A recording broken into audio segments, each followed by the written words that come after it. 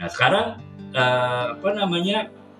terdapat beberapa simbolisme ya dalam sebuah novel ya. Nah sekarang sebelum kita bahas simbolisme apa saja yang bisa kita pergunakan dalam sebuah novel, sekarang kita juga harus paham gitu mengapa kita menggunakan simbolisme dalam sebuah novel ya. Kenapa kita tidak to the point, kenapa kita tidak terang-terangan, kenapa kita tidak secara eksplisit menunjukkan apa yang kita sampaikan dalam sebuah novel itu dalam bentuk kata-kata saja gitu, tidak perlu disembunyikan ataupun tidak perlu disamarkan melalui simbol ya.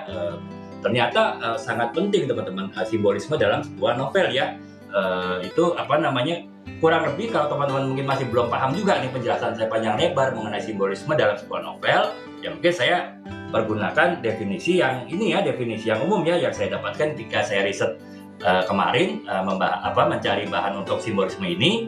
Nah, definisi umum dari sebuah simbolisme dalam sebuah karya fiksi ataupun novel itu adalah untuk menggunakan simbol ataupun tanda walaupun tidak dalam bentuk gambar ya teman-teman. Nanti saya akan jelaskan intinya simbolisme ataupun tanda-tanda itu seperti apa yang mewakili ide, makna ataupun kualitas tertentu. Jadi dengan hanya menggunakan simbol tersebut orang sudah paham nih yang dimaksudkan oleh penulisnya itu kurang lebih seperti apa. Misalnya saya kasih contoh ya teman-teman ya.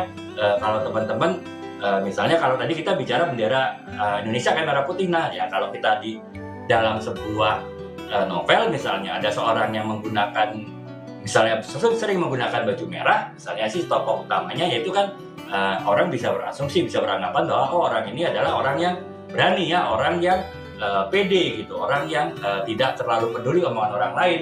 Yang penting menurut dia bagus, dia akan lakukan. Nah, itu kan kita bisa dengan hanya orang yang sering menggunakan warna-warna baju berwarna merah, misalnya itu orang bisa paham nih karakter si tokoh utama itu seperti apa. Ya. Jadi itu ya teman-teman ya.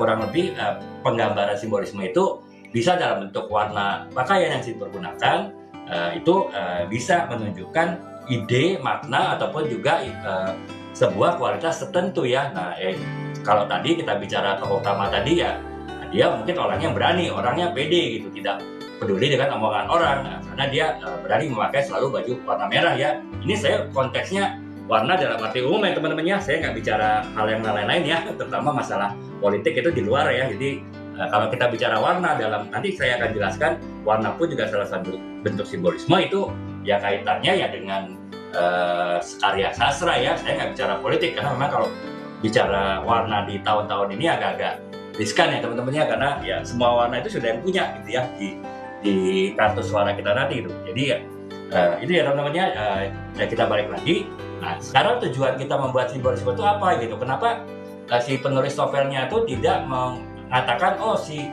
tokoh utamanya adalah orang yang berani, orang yang pede, orang yang tidak peduli sama orang lain. Kenapa dia harus menggambarkannya dengan orang yang selalu menggunakan baju warna merah misalnya? Tidak dikatakan langsung itu tadi orang yang berani, orangnya itu pede, orangnya tidak peduli pendapat orang. Itu katakan aja dalam novelnya. Ya mungkin teman-teman ada berkata atau berpikir seperti itu ya. Kenapa harus dibentuk dalam simbolisme? Kenapa tidak langsung dinyatakan dalam kata-kata gitu? Nah itu sebenarnya simbolisme dari novel tersebut ada tujuannya teman-teman ya, ada beberapa tujuan dari kita menerapkan simbolisme dalam sebuah novel ya, yang